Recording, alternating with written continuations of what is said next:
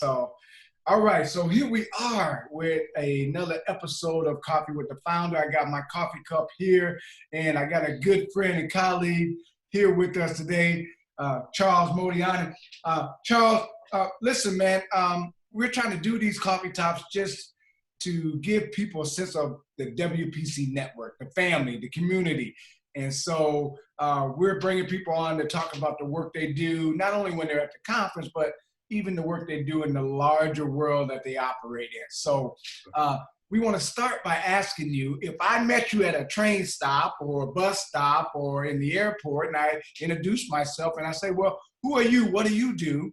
How would you respond to that? In a train stop and a bus stop? That's a good question. I might say, why are you wearing that got privilege shirt? What does that mean? I might say that. Explain that got privilege shirt to me. And once I got past that, I would say, well, two things. One, I work with youth organizations, but then I would move to journalism. I do sports justice journalism, and I use the word justice. So I write about sports and justice, but I also do justice journalism in covering protests, anti-war protests, police violence protests, against police violence, and other protests. And so normally when I say I do justice journalism, what do you mean justice journalism? And then I talk about that all journalism comes from a point of view, and either you are doing journalism for power and privilege, or you're doing journalism for the voiceless and for freedom, as some call emancipatory journalism.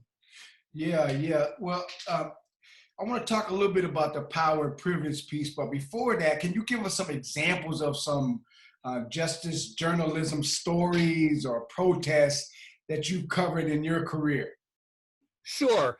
I mean, if on the sports side, I've been heavily covering Colin Kaepernick's protest, which is a vehicle to cover all police violence. So, Kaepernick has made it very easy for us to do that and bring that into the sports sphere, as well as some other figures like Michael Bennett and who covered Charlene Lyles. But when I'm not doing that, I've covered a lot of protests in Ferguson, in Standing Rock, in the Baltimore uprising.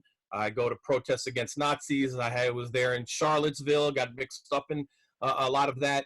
So, these are the protests, and I often just ask one question. I walk up to someone like I would you in the bus stop, and I say, hey, why did you come out here today? And all you really have to do is ask that question, and everyone has a story why they came out against Nazis, why they came out against police violence or police who get away with murder, why they traveled all the way to Standing Rock, and you let the story tell itself.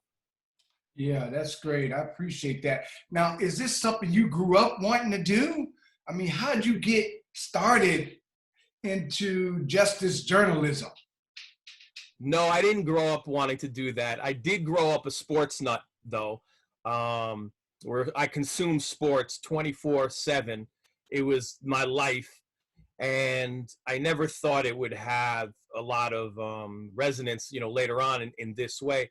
But along the way, if you become a sports fan and then you become socially conscious or racially conscious, conscious about gender, conscious about homophobia, and you are part of the sports world, if you're honest with yourself, at some point you have to reflect on how that sports world works against all of those goals that you want to achieve as far as racial justice, gender justice. So you're stuck in a conundrum. A world you love is not the world you want to be in, or not the world that you want the world to be in, and yet you still love sports. So you have to try to make those two poles meet, and there's a friction there. So I use my space for that friction, and when not in the sports world, I feel that, when we're talking about police violence, or we're talking about someone getting shot in the back on film and a officer not going to jail, I don't think it takes a lot of thought to understand how wrong that is.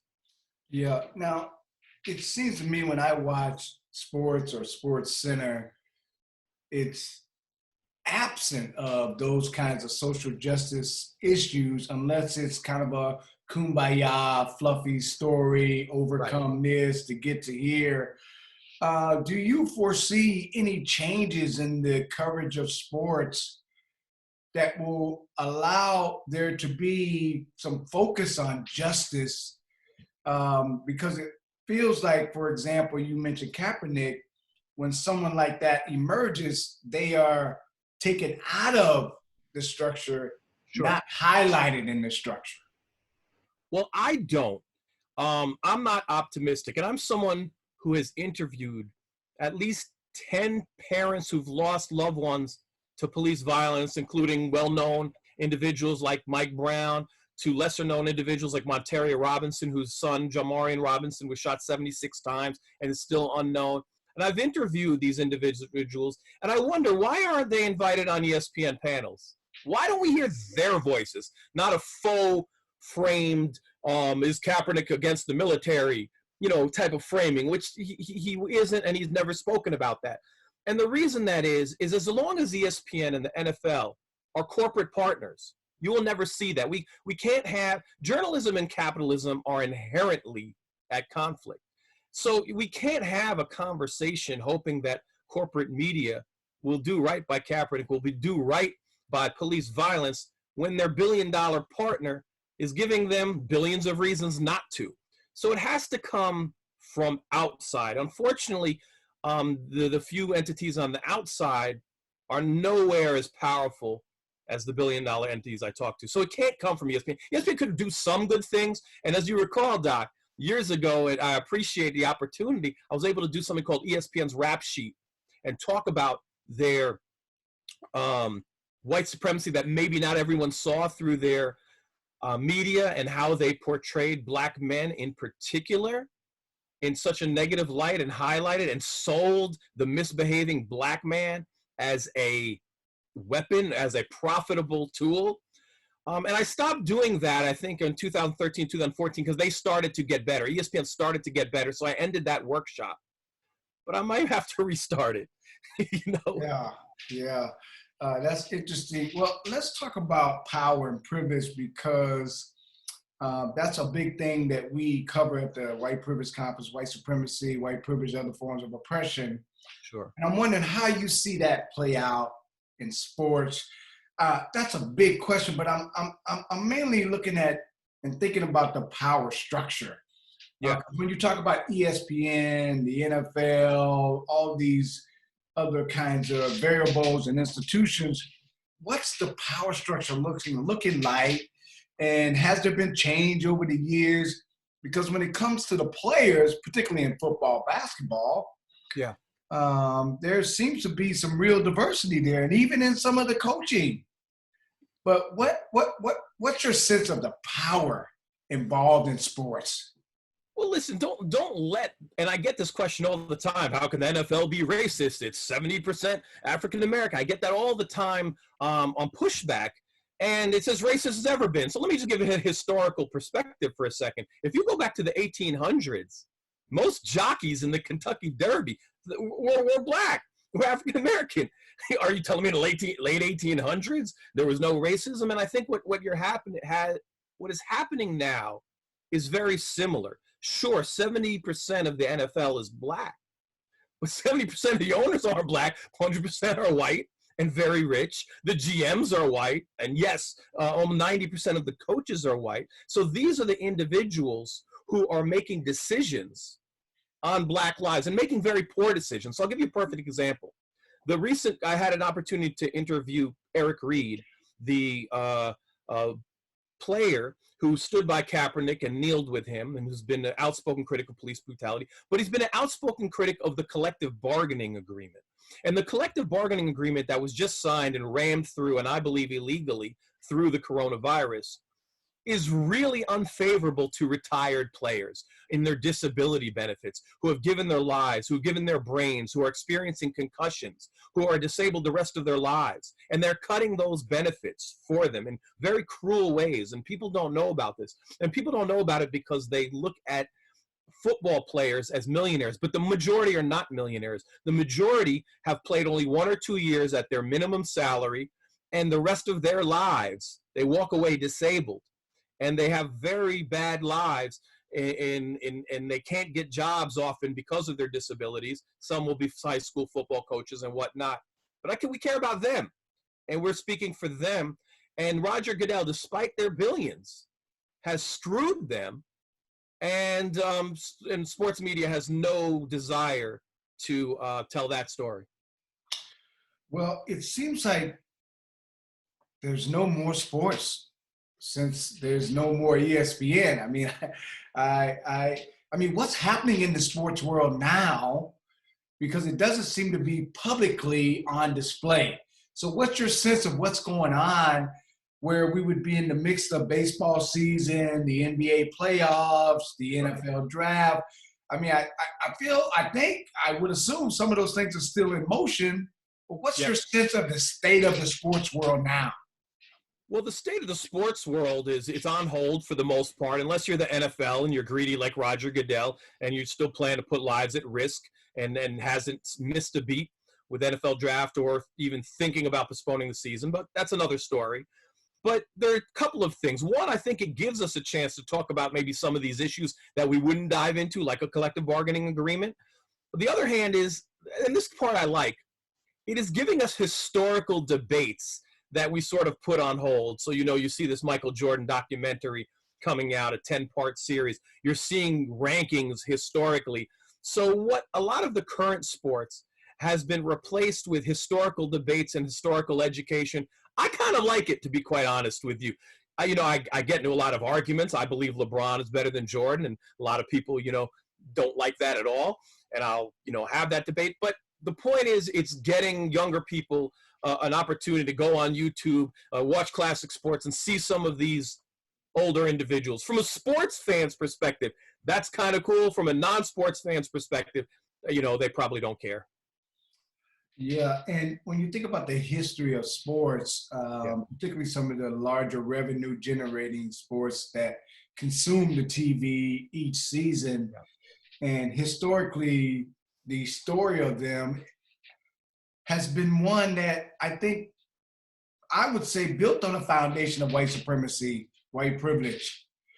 Do you see any of those aspects being explored in some of these historical displays? Not lately. It's been the rankings. I mean, not lately, but I absolutely agree with you that the foundation of sports, particularly the sports where the black players, is white supremacy. There's no question about it. All the owners that you see in the NFL, they're pretty much all Trumpers. Maybe one or two are not. Maybe the Rooney is not. Not just any white supremacy, but these are people aligned with, Donald Trump as far as their outlook. And so, for instance, when you see not just even the owners, but a GM, a respected, quote unquote, respected GM like Bill Polian, say Lamar Jackson should be switched to wide receiver. Now he's saying that's his assessment. He assessed Lamar Jackson, and this is the highest level of expert, 6-time executive of the year, and believed he couldn't cut it at quarterback. Okay? So when that racist assessment comes out, we have to ask ourselves, historically, how many black quarterbacks never got the chance? How many stars never got the chance because the Bill Polians denied them because their assessment did not believe that they had the capacity to become a leader and play that quarterback position. And that's what really we have to look at. So even today, with the success of Lamar Jackson, we're seeing that. Even today, as Cam Newton can't even get a job right now, Jameis Winston can't even get a job right now because of these assessments, we are seeing how white leadership values the minds of black quarterbacks. So you see it play out, and you also see it play out with the lack of black coaches who are successful, like a Jim Caldwell and others, who can't get another job despite great success. Yeah, so I just got to ask you about Cap, because I think that's one of the most asked questions in the nation. I thought I saw something about the Jets signing him, or what's your sense of the state of Kaepernick? Will he ever play again?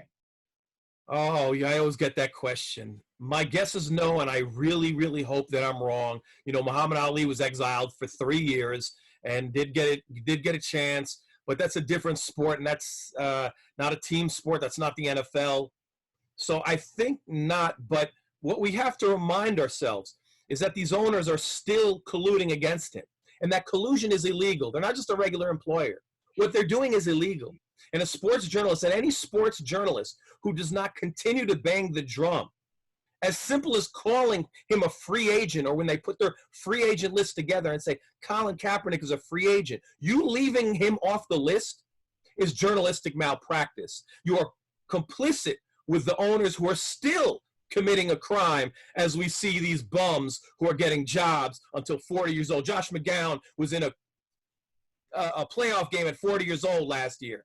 Don't tell me Kaepernick can't play. So we have to keep calling it out. So whether he plays or not, to me, is immaterial. As a journalist, it is my duty to keep calling the racism out. Now, you're a white dude pushing the barriers around justice journalism. Yeah. How prevalent are you in the industry? What does journalism look like in reference to the people? Because you mentioned journalistic malpractice.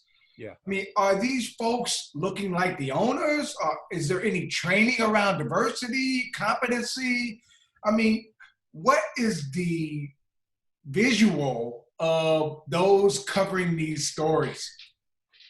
It's a bad visual. 90% of all sports journalism is pretty much white and male. There's one exception. The one entity that does a decent job around diversity is actually ESPN. They do a good job. The problem with ESPN, there are two problems, is that they're partners with the NFL. So despite their diversity, there are limits that individuals working at ESPN can push against that power. So then if you remove ESPN and then you go all around the country in these localities in sports media, which is heavily white and male, also the NFL has a hand in so many of those places, meaning if I want access, if I work in Kansas City and I want access to the Chiefs, if I start writing anti-Goodell articles or the truth about Goodell, I'm going to lose my access. Not very different than politics in the White House.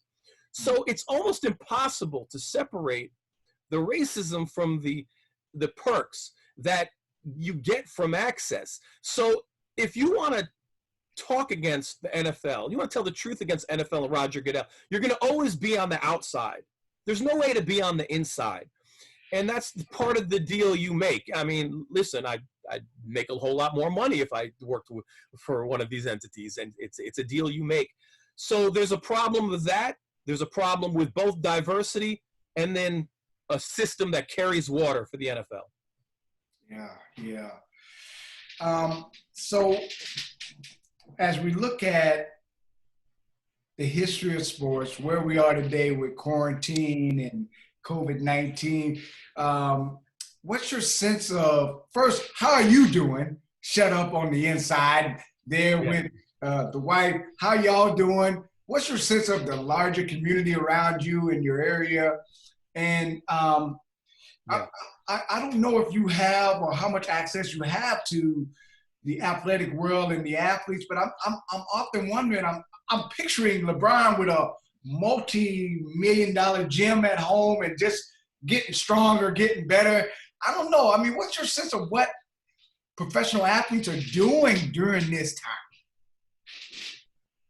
Well, to answer your first question, I'm doing right. I'm blessed. And the reason I'm blessed is I did lose some work, as many have, from being grounded, but I've been able to make some of that up through sports writing. So not everyone has that. And I worry for all the people who don't have that opportunity or living paycheck to paycheck. And I know so because I get calls from some of them.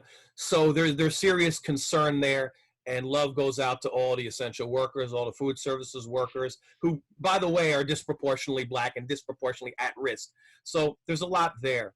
As far as your question about sports and athletes, one of the things that has been good that has come out, it has turned athletes into journalists many times, that they are reporting from home, even if it's in clips like TikTok or YouTube.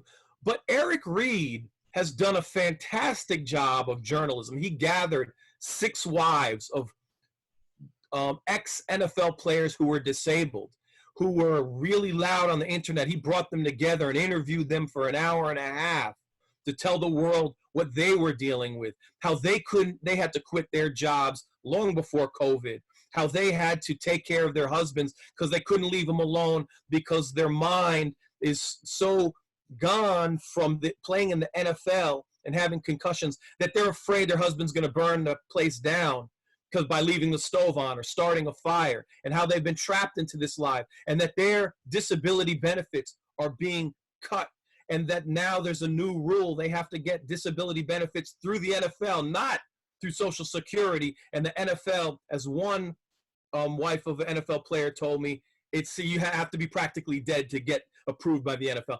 So Eric Reed brought those NFL wives together, and we've seen a lot of that type of journalism. So we're seeing that athletes can often do a better job in journalism than sports journalists can do. Now, I certainly can't play NFL for the Carolina Panthers, play safety or tackle anybody. So it's pretty impressive. Yeah, that's interesting. Tell me what you are working on now. I mean, what have you been reporting on? What's got your interest? What are some things that those of us at home should be paying attention to? You mentioned collective bargaining. Yeah. Give us a sense of what you're working on, what you're thinking about, what you've been reporting on.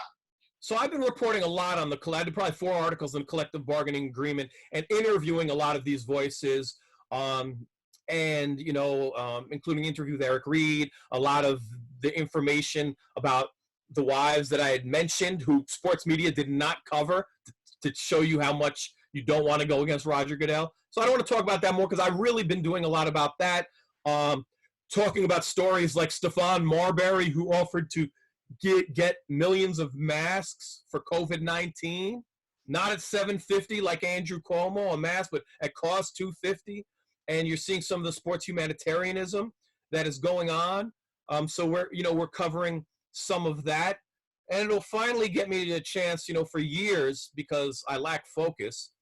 I've been wanting to write books, so I'm finally going to start a book that I've been wanting to do for years on sports media and the new Jim Crow, and talking about how sports has had an incredible influence on building the mass incarceration state going back to the 60s and 70s, and most notably the 80s, with the folks like Len Bias and others. And people don't realize the role that sports has been used and exploited to build mass incarceration. So I'm going to work on a book about that.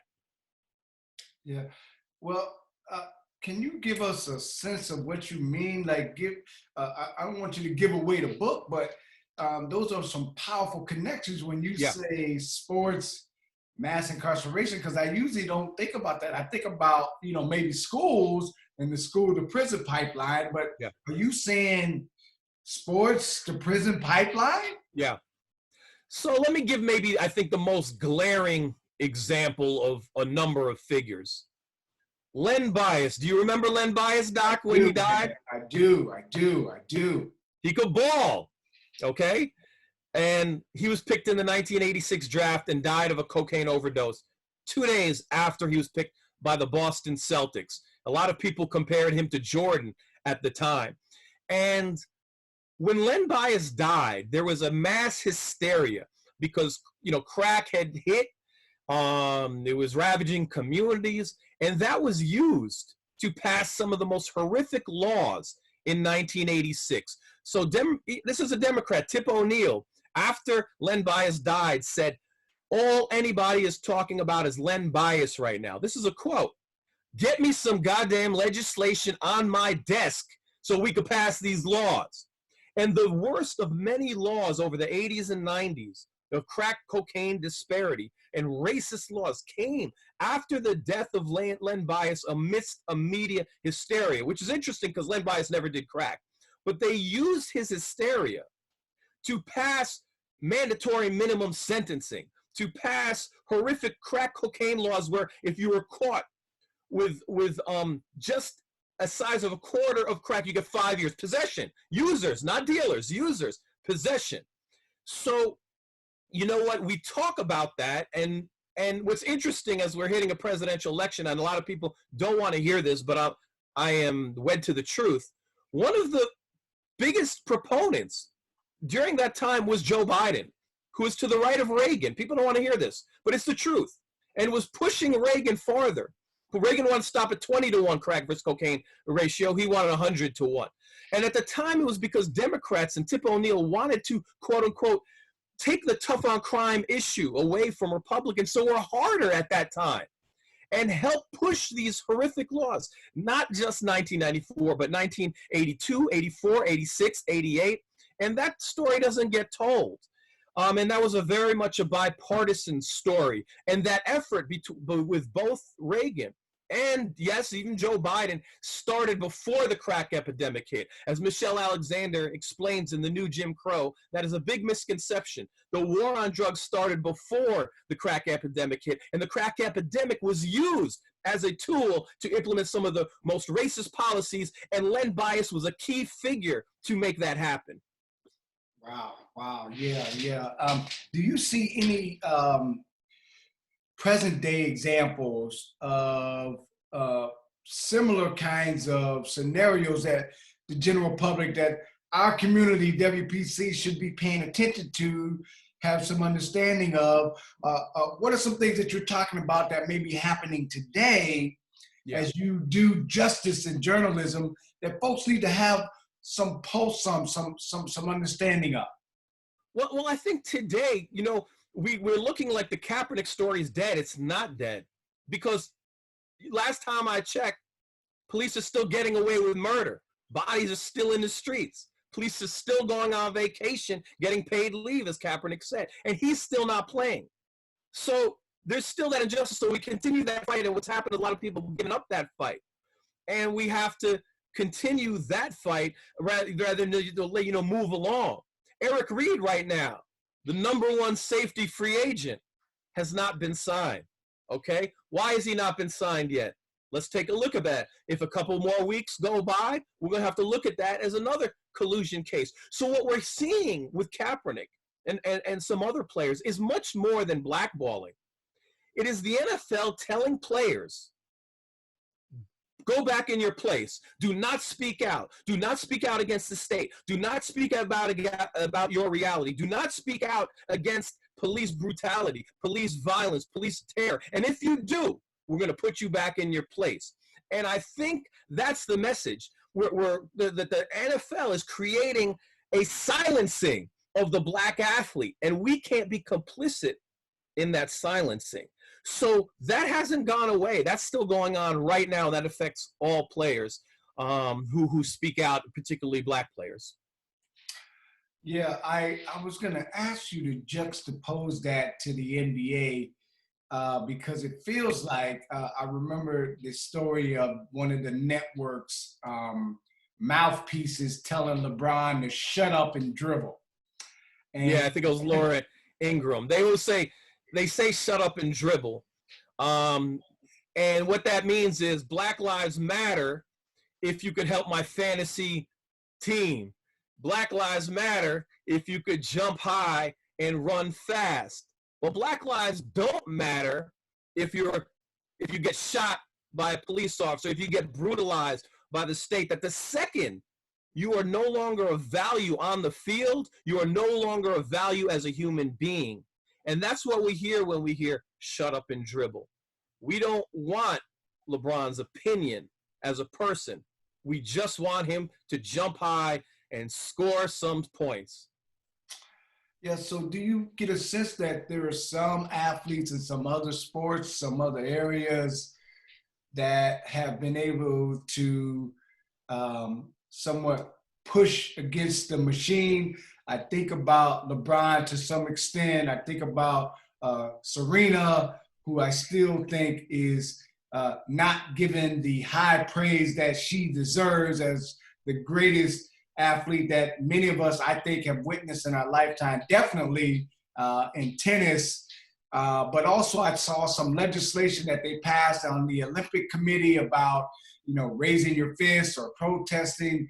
So just, wondering, as a journalist committed to justice, what's your sense of what we can look for over the next 25 years? Yeah. Well, first of all, I want to acknowledge what you said. It's Serena Williams. Serena Williams is incredibly underrated, both as an incredible athlete, and yes, she's still underrated as an incredible athlete, but Serena Williams is underrated as an activist as well. She does it her way. If you remember going back to Indian Wells a couple of decades ago when her and Venus were, treated in the most racist ways by fans, she boycotted Indian Wells for about 15 years. So she took money away from them. That's not just symbolic.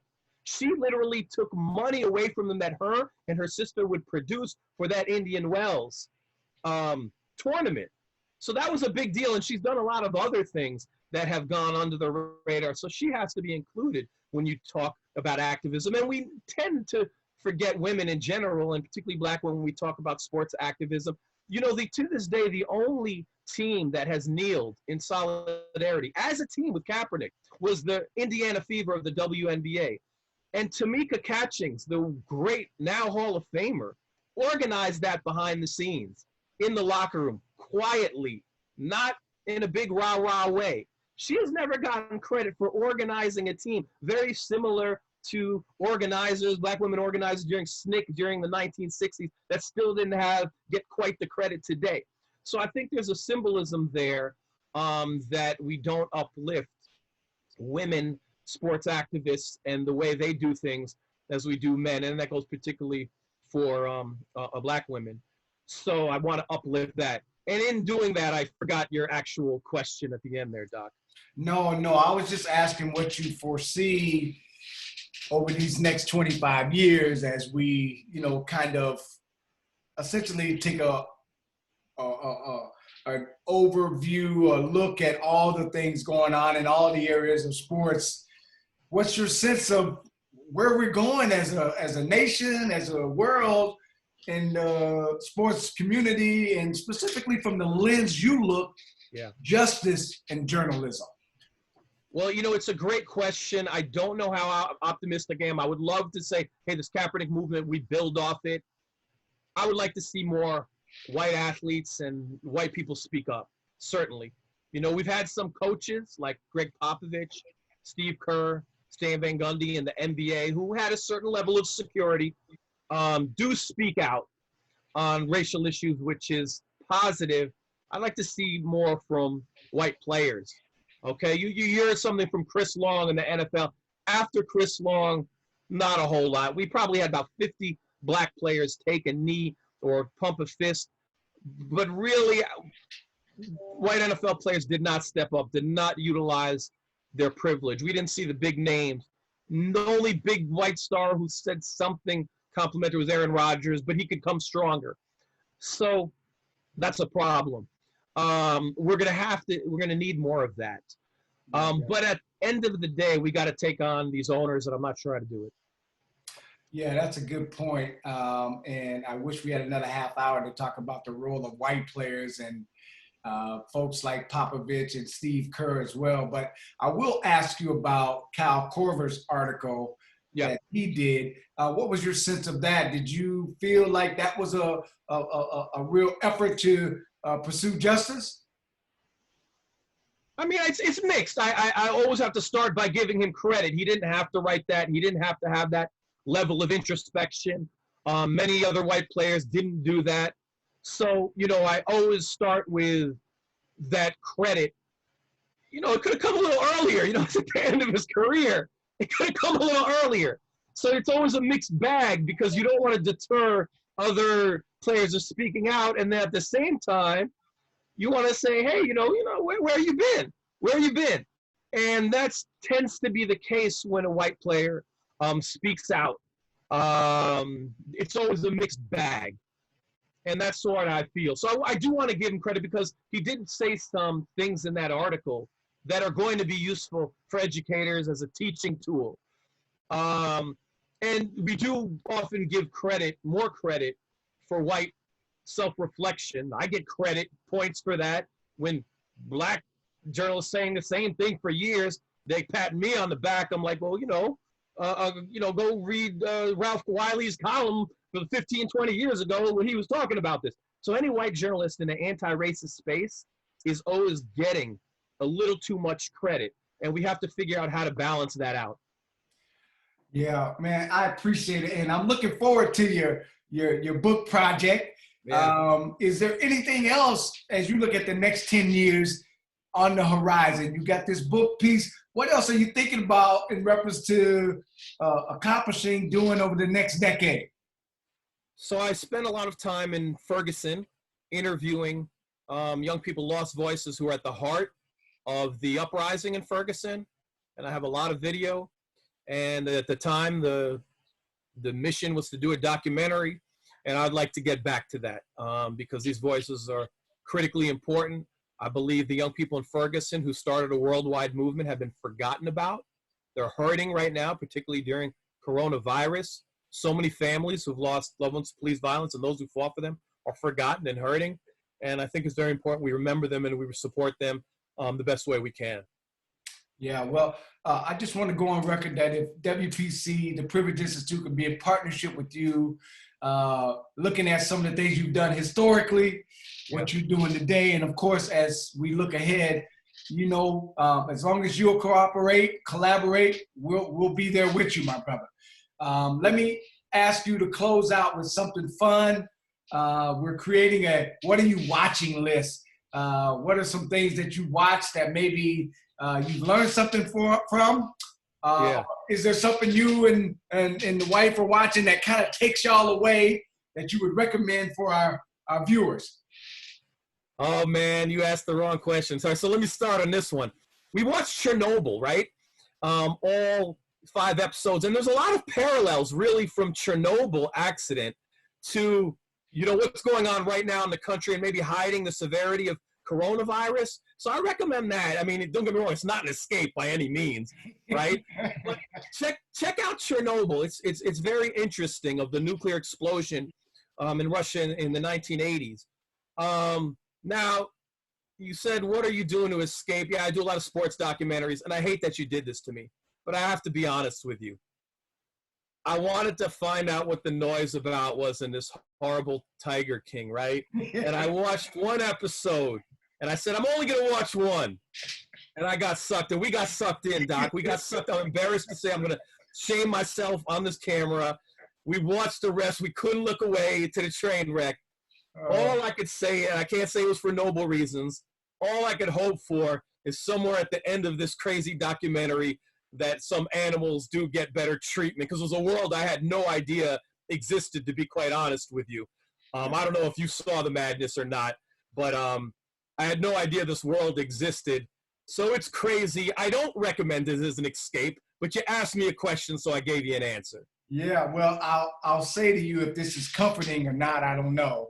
You're not the first to mention that. And I'll conclude by saying, when it comes to if we watched it, the wife and I'll plead the 5th. That's all I'm saying. I'll plead the 5th on the Tiger King. My brother, I appreciate you and the work you're doing. Looking forward to, again, continue to collaborate. And we're so happy you're part of the WPC family. Stay in touch. Be safe. I'm happy to be part of the WPC family, so I really appreciate that. I'm 10 years strong, WPC family, Doc. Appreciate you.